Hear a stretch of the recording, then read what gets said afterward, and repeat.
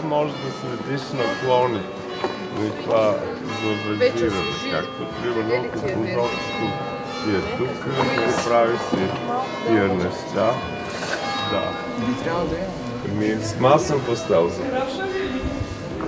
Вземи си един детайл си, примерно прозорче и го направи цвета с пастела, може с издраскване, може с после да си правиш и детайл.